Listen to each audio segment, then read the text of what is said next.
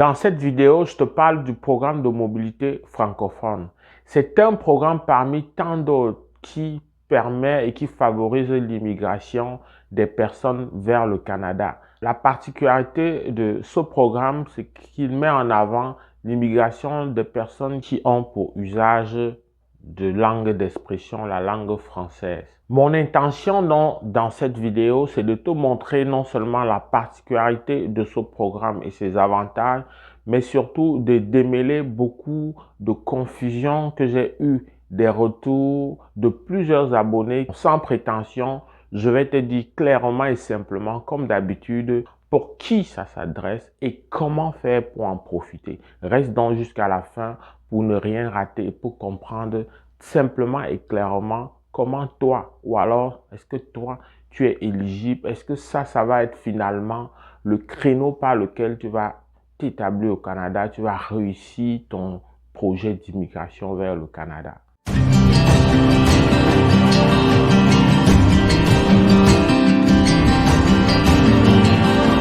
Le programme de mobilité francophone est un programme d'immigration fédéral dont c'est parrainé et géré par le gouvernement fédéral et les communautés minoritaires francophones dans les différentes provinces et territoires canadiens.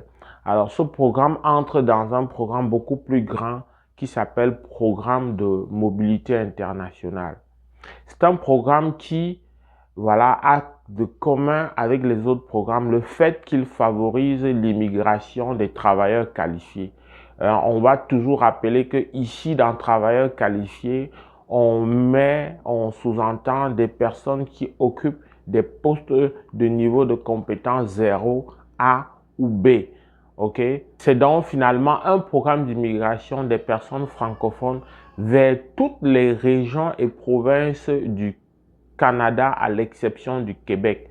Alors, vous allez me dire que pourquoi à l'exception du Québec? Et c'est vraiment ça dans la nuance et la particularité de ce programme. Tu dois comprendre que le Canada est un pays qui se veut bilingue, dont le français et l'anglais sont les deux langues officielles. Donc, dans un projet de préserver le tissu social et culturel, donc de le maintenir authentique, le Canada va donc favoriser dans le but de faire en sorte que le français, qui est la langue minoritaire, perdure, qu'elle reste, qu'elle résiste au temps et qu'elle ne se voit pas diluée et finalement anéantie avec le temps. Donc pour cette raison-là, le Canada veut que des personnes qui savent, qui ont la langue française comme pratiquement leur langue d'usage, leur langue maternelle, aient la possibilité d'aller dans les provinces où l'anglais domine. Comme ça, il y aura comme cet équilibre, il y aura comme cette préservation. Ici, dans ce programme, on ne demande pas nécessairement que tu puisses travailler, que ta langue de travail soit le français, mais que ta langue maternelle, la langue d'usage en famille, dans ton milieu, à toi, soit le français. Comme ça, même si tu travailles en anglais, même si tu es bilingue et que tu travailles en anglais, le fait de pouvoir pratiquer la langue française fait en sorte de garantir dans la pérennité, de garantir que la langue française va demeurer. Voilà fondamentalement pourquoi il y a ce programme. Donc, tu comprends donc de facto que pour que tu sois éligible, il faut nécessairement que tu puisses établir que tu fais bon usage de la langue française.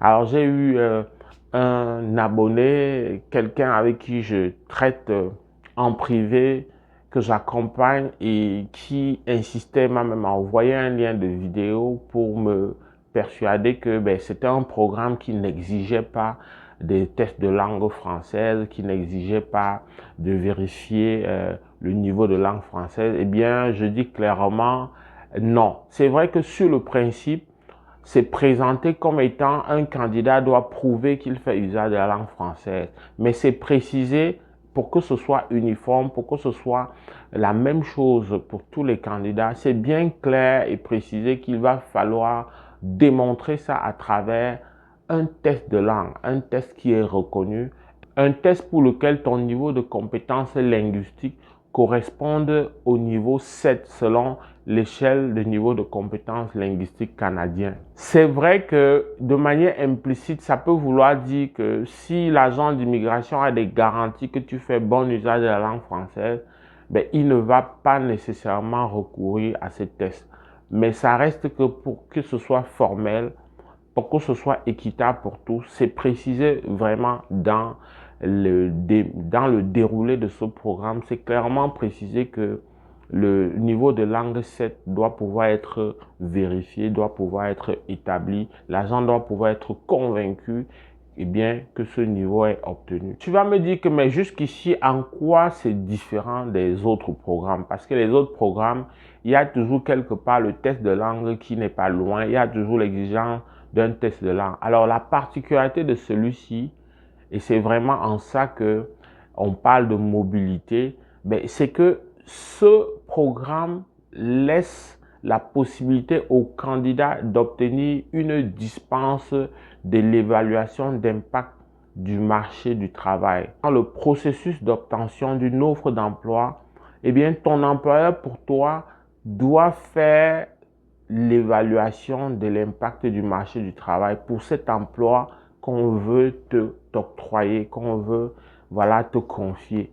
Il faut en général, ça c'est la règle générale, que l'EIMT soit positif ou neutre dans la plupart des cas. Mais ici, exceptionnellement, on te permet la dispense, c'est-à-dire on te permet de contourner, de ne pas faire pour cet employeur-là l'EIMT et donc de pouvoir te recruter immédiatement sans vérifier que le EIMT est positif. Parce qu'à la vérité, un EIMT négatif signifie qu'il y a de la main-d'œuvre déjà sur place et donc ce n'est pas nécessaire d'aller recruter en dehors du Canada.